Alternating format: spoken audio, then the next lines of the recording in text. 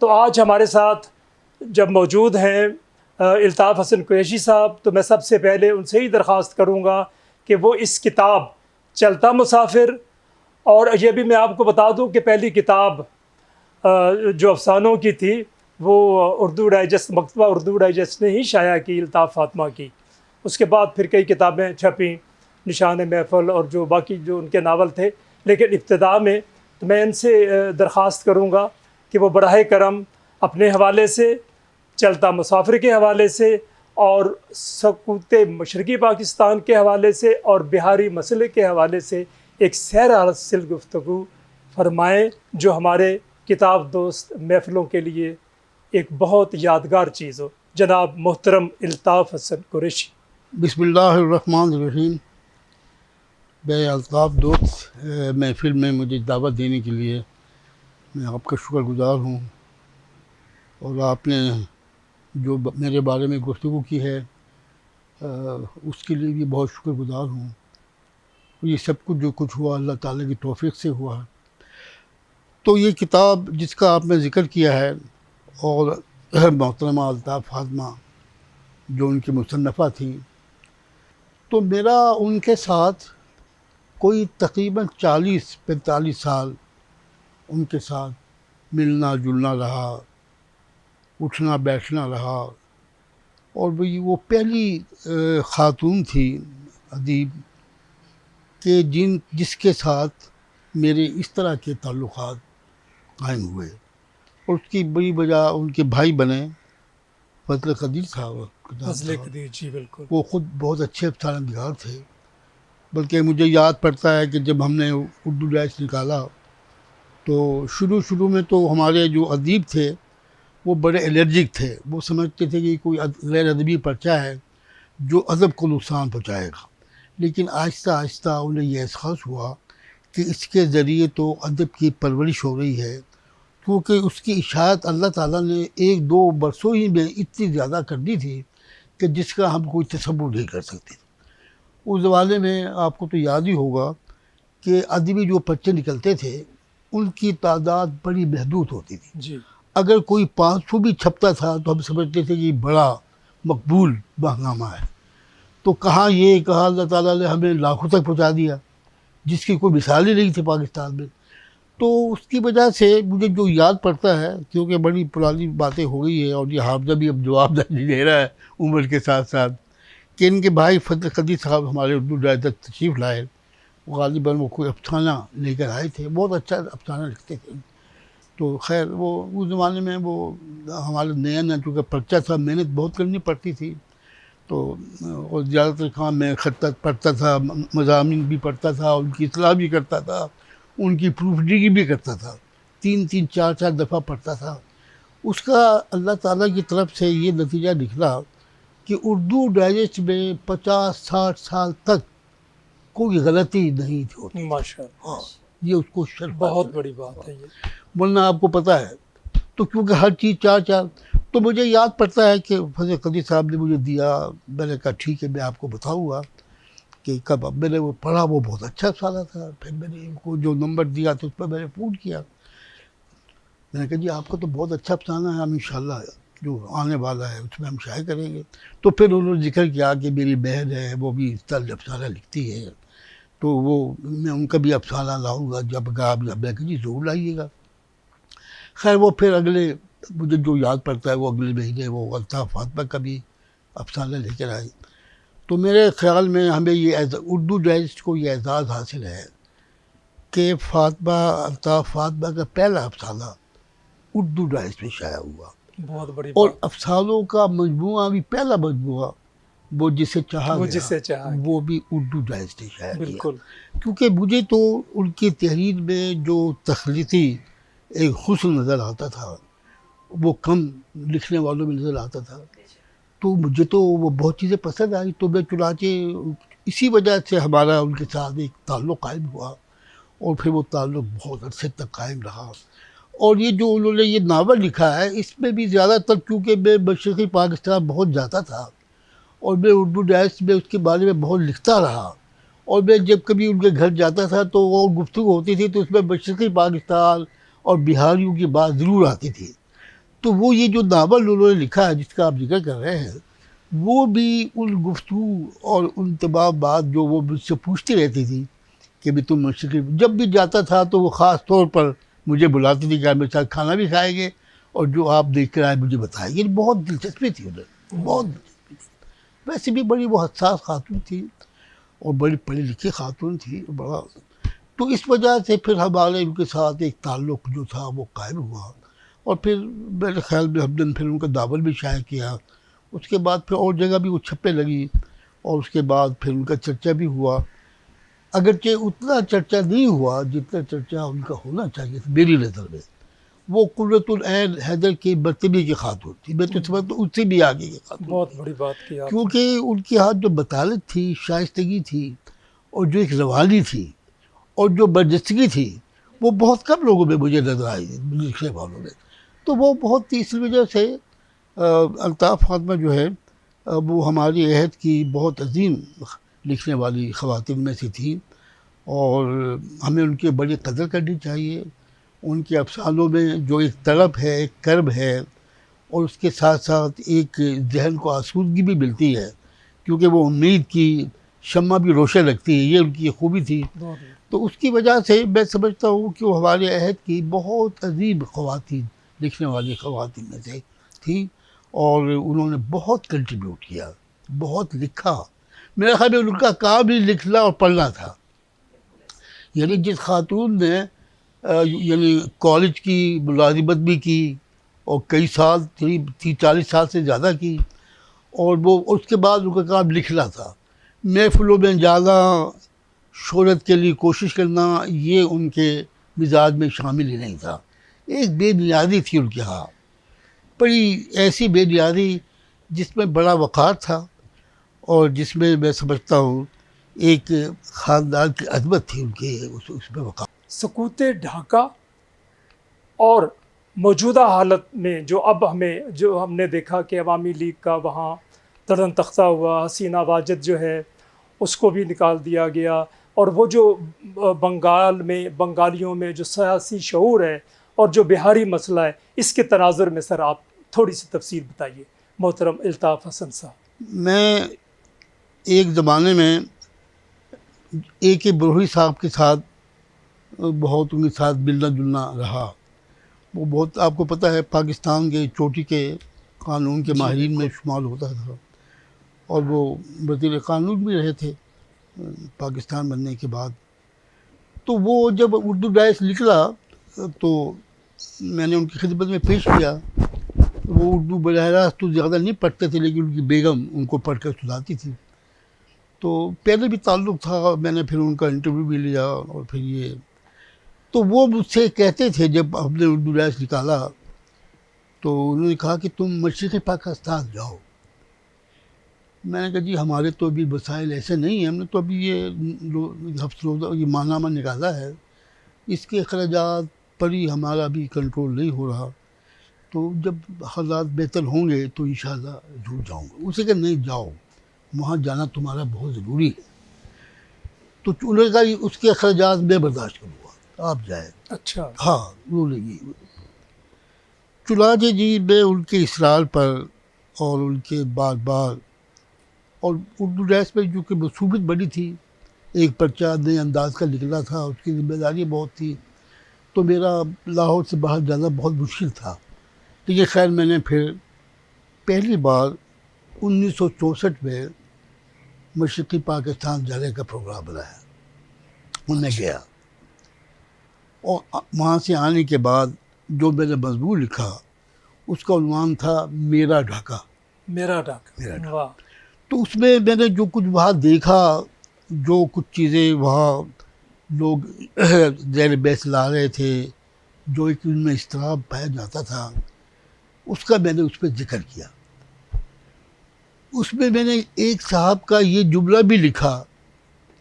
میں لوگوں سے، بہت سے لوگوں سے ملا، ان کی باتیں کی، تو ایک صاحب سے جو ملا ان کا ایک جملہ بھی لکھا کہ دیکھیے اگر آپ مشرقی پاکستان کے ساتھ انصاف نہیں کریں گے، ان کے جائز حقوق نہیں دیں گے، تو پھر مشرقی پاکستان آپ کے ساتھ نہیں رہے گا.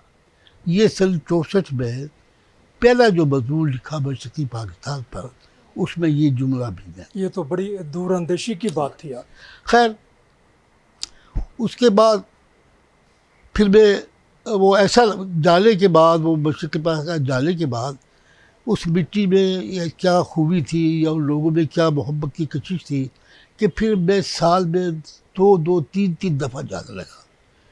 حالانکہ ہمارے مغربی پاکستان سے کوئی صحافی مشرقی پاکستان میں زیادہ کوئی گیا بھی تو 2-4 دن کے لیے کوئی کانفرنس ہوئی, کوئی میٹنگ ہوئی, لیکن وہاں کا دیکھنے کے لیے, وہاں کے لوگوں سے ملنے کے لیے کوئی صحافی نہیں گیا. میں سال میں 2 بعض اوقات تو میں 4 دفعہ جاتا رہا, کیونکہ وہاں کے مسائل پر جو آپ کی نگاہ پڑتی تھی اور وہ نظر آتا تھا کیا صورتحال بنتی جا رہی ہے, تو وہ تقاضا کرتا تھا کہ آپ اس کو اور اس کو دیکھیں, اس کی گہرائی میں جائیں, ان کی جو آپ کر سکتے ہیں دل جوئی کریں, آپس میں دونوں میں جو نفرتیں یا دوریاں پیدا ہو رہی ہیں ان کو دور کرنے کے لیے جو آپ کر سکتے ہیں. خیر اس کے بعد یہ ہوا کہ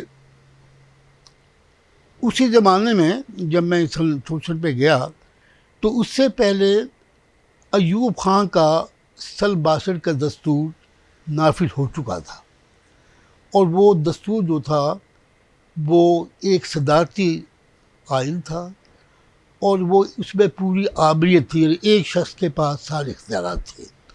اور مشرقی پاکستان جو تھا اس کے پاس اختیارات جو تھے وہ نہ ہونے کے برابر تھے. یعنی ویسے تو وہ جو آئین بنا اس میں تو بہت سی چیزیں ایسی نئی چیزیں تھیں جس سے مشرقی پاکستان والوں کو خوش ہونا چاہیے تھا. مثلا یہ کہ اس آئین میں یہ لکھا کہ آئندہ سے قومی اسمبلی کا اجلاس ڈھاکہ میں ہوا کرے گا, اور ڈھاکہ ہی قومی اسمبلی کا دفتر مرکزی جگہ ہوگی. چنانچہ سن 62 کے بعد جب دستور نافذ ہوا تو قومی اسمبلی جو تھی وہ اسلام آباد سے منتقل ہو گئی ڈھاکہ, اور سارے اجلاس ڈھاکہ میں ہونے لگے.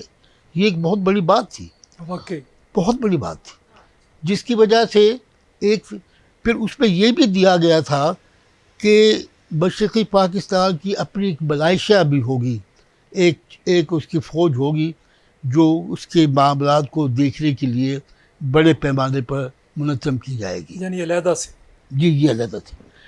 پھر اس میں یہ بھی رکھا گیا تھا, اس میں پہلی بار یہ ہوا تھا کہ اس دستور کے مطابق کہ جو دوسرا منصوبہ 5 سالہ منصوبہ پیش ہوا غالباً 60 سے 65 کا تھا, اس میں پہلی بار مشرقی پاکستان کا جو حصہ تھا وہ مغربی پاکستان سے زیادہ تھا. یہ بھی ایک حقیقت, ہاں یہ بھی ایک حقیقت ہے جس کا لوگوں کو پتہ نہیں ہے. یعنی ایوب خان نے یہ کوشش کی تھی کہ میں کسی طریقے سے مشرقی پاکستان کے لوگوں کو زیادہ مراحت دوں, مالی مراحت دوں, اور ان کو یہ احساس ہو کہ بھی کچھ چیزیں میری طرف منتقل ہو رہی ہے. لیکن جو اس کا آئین تھا, اس آئین میں جو صوبائی خود مختاری تھی اس کا بالکل خاتمہ کر دیا گیا تھا. اچھا, یعنی صوبے کے اختیارات جو تھے نہ ہونے کے برابر تھے. اب کیا تھا کہ صوبہ کا جو نظام چلاتا تھا وہ گورنر چلاتا تھا. گورنر جو تھا وہ اس کو نامزد کرتا تھا, صدر کرتا تھا. اس کا مطلب یہ گورنر جو تھا وہ صدر کا نمائندہ تھا, اور صدر کا نمائندہ پوری حکومت چلاتا تھا. اچھا جو وہاں کی صوبائی اسمبلی تھی اس میں کوئی بل پریزیڈنٹ صاحب کی پیشگی منظوری کے بغیر پیش نہیں کیا جا سکتا تھا. ٹھیک. اب یہ بہت بڑی قدغن تھی اور وہ یہ محسوس کرتے تھے. پھر یہ تھا کہ سارے وزراء کا تقرر وغیرہ جو تھا وہ بھی سب صدر صاحب کرتے تھے. تو اس طریقے سے وہ جو صوبائی مختاری تھی, صوبائی خود مختاری, جس کے لیے مشرقی پاکستان کے لوگ شروع سے سن 47 سے جنگ کر رہے تھے, اور سن 56 کے دستور میں بڑی حد تک اس کی تلافی کر دی گئی تھی. سہروردی صاحب نے جب سن 56 کا دستور بنا اور اس کے تحت انہوں نے جب حلف اٹھایا اور وزیر اعظم بنے تو انہوں نے پنجاب یونیورسٹی جو اولڈ کیمپس ہے ان کا جو یونیورسٹی ہال تھا وہاں انہوں نے تقریر کی. میں اس وقت ایم اے پولیٹیکل سائنس کا اسٹوڈنٹ تھا. جی. میں تقریر سننے کے لیے ہال میں گیا تو سہروردی صاحب نے, یہ غالباً سن 58 کی بات ہے, سن 58 بھی انہوں نے, سن 57-58 بھی انہوں نے اٹھایا تھا. تو انہوں نے کہا کہ بھائی یہ جو دستور ہے سن 56 کا, اس میں تو ہماری 98% جو مطالبات ہیں وہ تسلیم کر لیے گئے. تو یہ تو ہاں یہ تو, اور پھر انہوں نے بالی ووڈ کی بھی تعریف کی. خیر وہ تو علیحدہ بحث. میرا مطلب یہ ہے کہ سن 56 کا جو دستور تھا, لیکن ایوب خان نے اس کو سن 56 کا دستور تھا اسے ختم کر کے جو اپنا دستور دیا, اس دستور نے مشرقی پاکستان کے عوام کو یہ شدید احساس دلایا کہ ان سے صوبائی خود مختاری چھین لی گئی ہے اور وہ صدر ایوب خان کی کالونی بن گئے. جی. تو یہ تھا سن 62 کا جو دستور بنا.